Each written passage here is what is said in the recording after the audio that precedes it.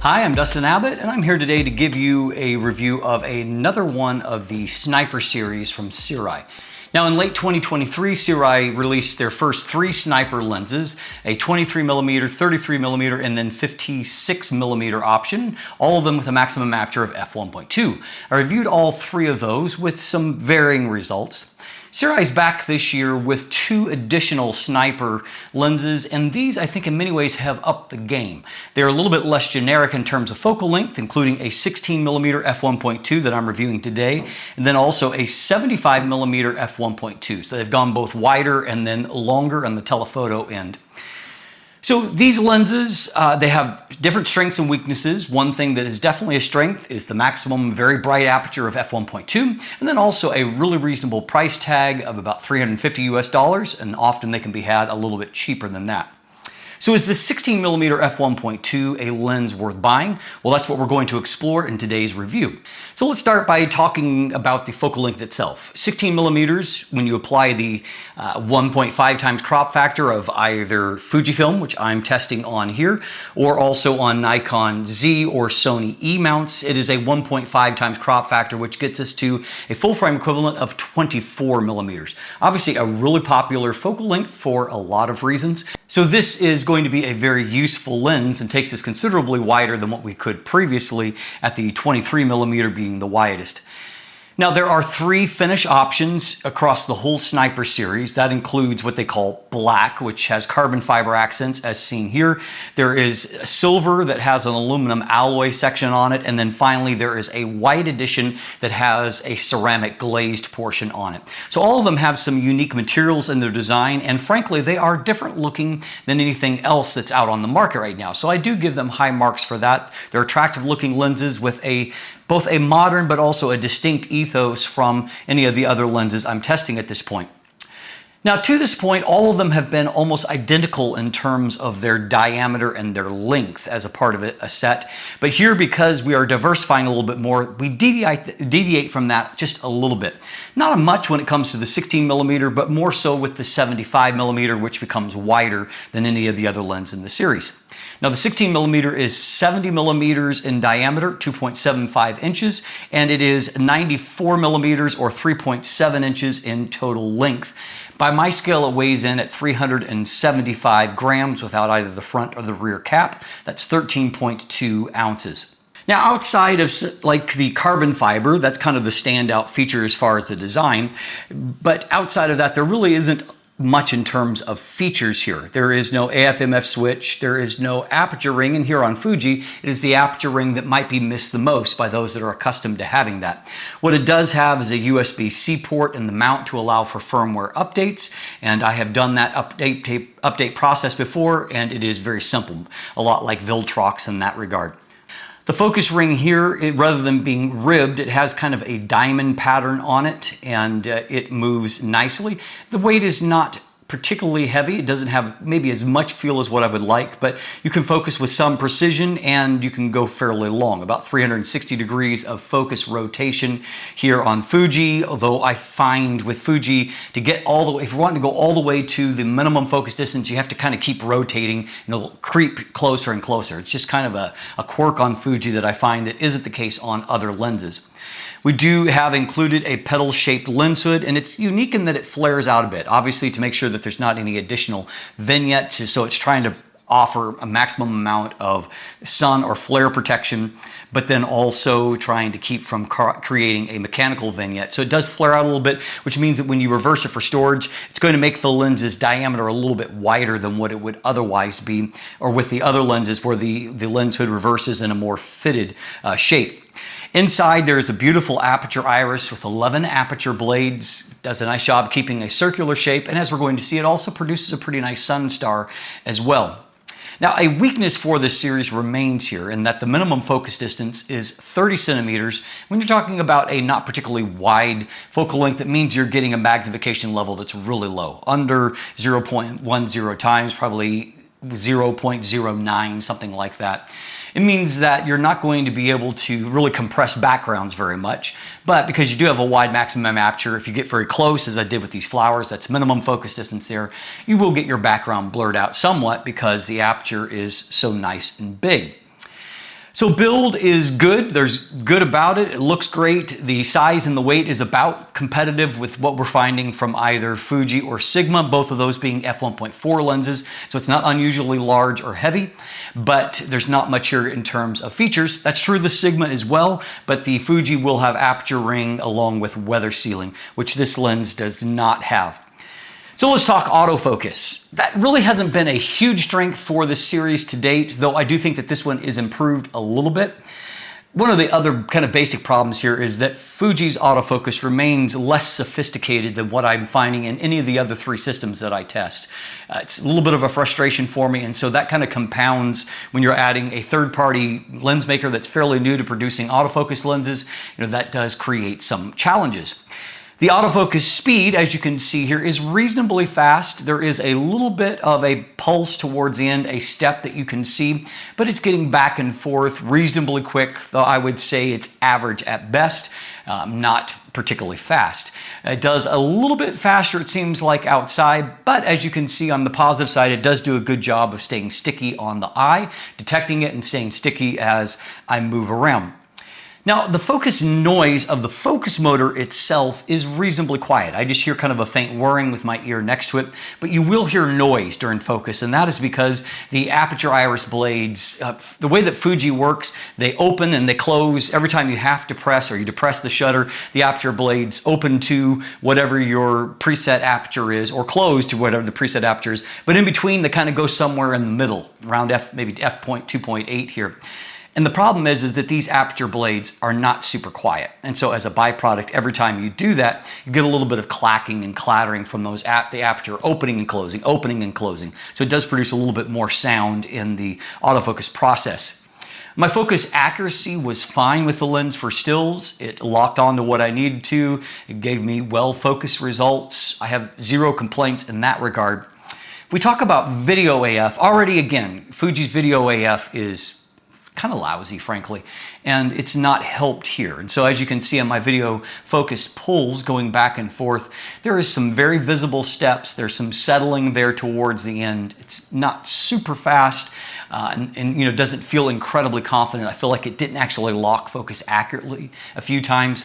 Then when I switched to my hand test, where I try to block the view of my eye and then remove my hand, I just found that it's not super reactive. So sometimes my hand got there and I tried to go slow, but by the time I moved my hand, it really hadn't gotten focus there.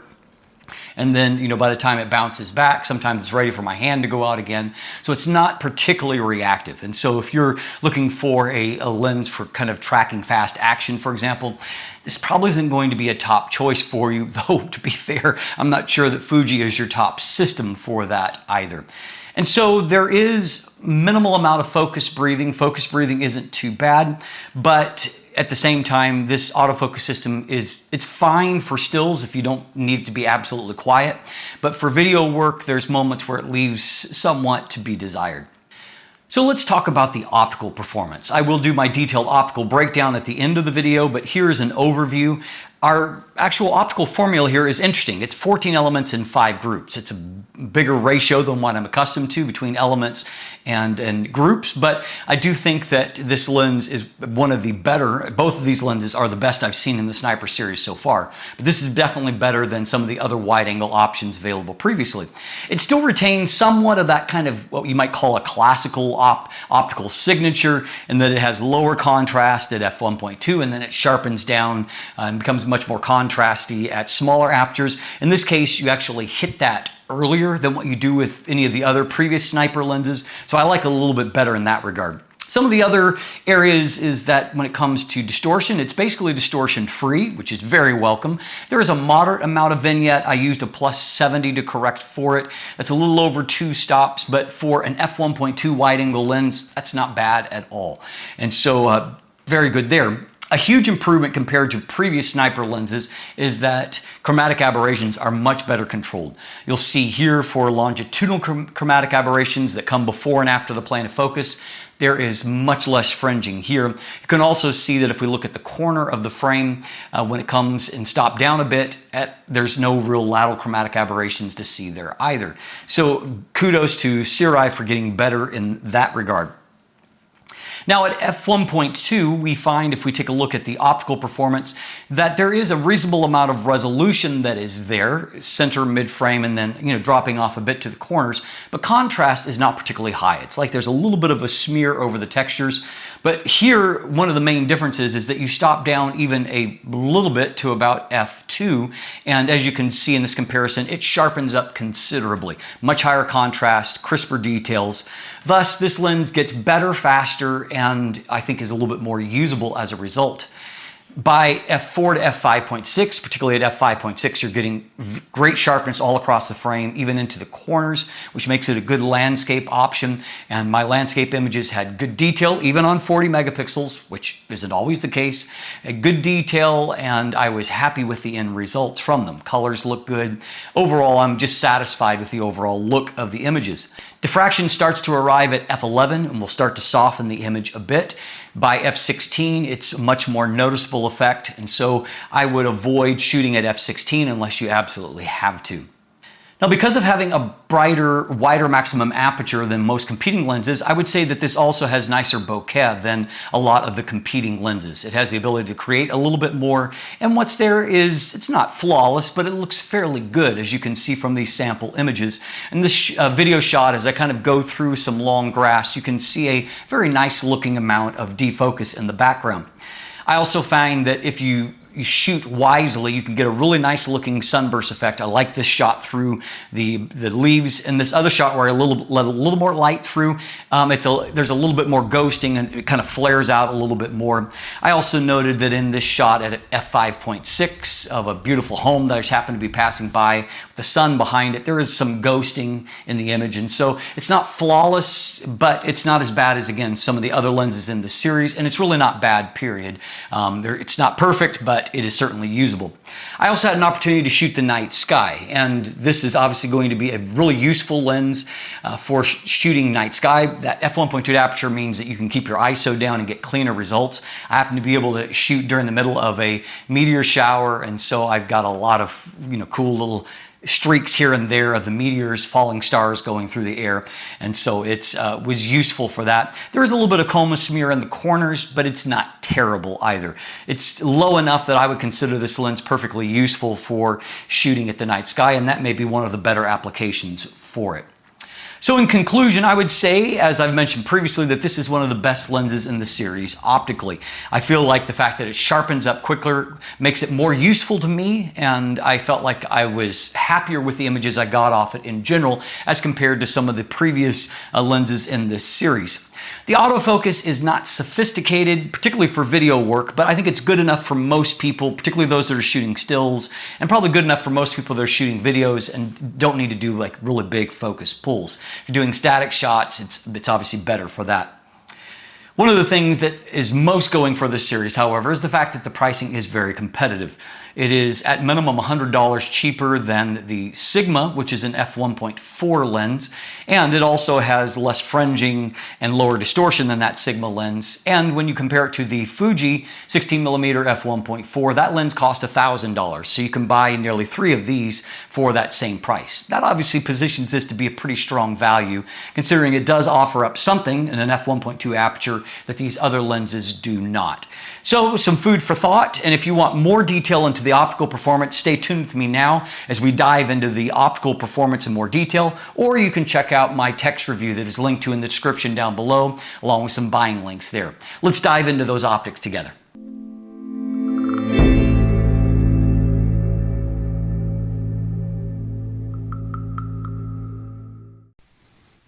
So let's start by taking a look at vignette and distortion. As you can see, distortion is really a non-issue. There wasn't really anything to correct, and so I didn't here. Vignette is more noticeable, and I used a +70 to correct for it in the corners, about 2 stops. Now you can see that there are just minimal amounts of longitudinal chromatic aberrations. It is really pretty clean overall, so no major issue there.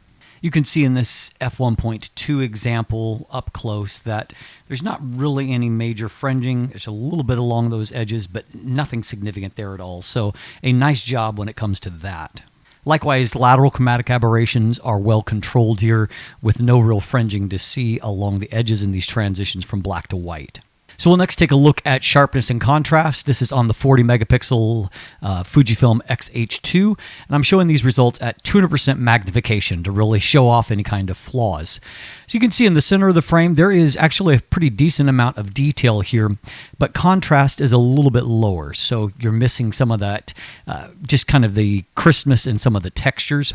In the mid frame, again, there is a little bit less resolution, but still a reasonable amount, but with contrast being lower. And as we start to pan towards the edge, we can see that it's really the same thing. The corners are not really a whole lot softer than what the mid frame is, so not a bad result there. Now from F1.2 to F1.4, you can see that there is some improvement in contrast right off the bat. And so if you want to shoot at a wide aperture but want a little bit more contrast, stopping down even to F1.4 does make a difference. There's a much bigger difference from F1.4 to F2. By F2, you can see we've got a good degree of contrast in the center of the frame.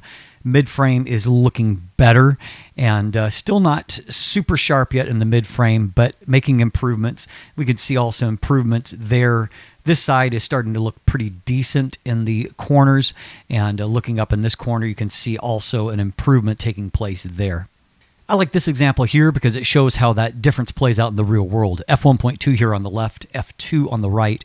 If we punch into a pixel level, you can see, again, that lower contrast there, but by F2, the contrast is much, much higher. You can see all of those textures are really starting to pop and look good, and we can see that even as we get towards the edge of the frame where there is depth of field, that it is starting to look pretty good.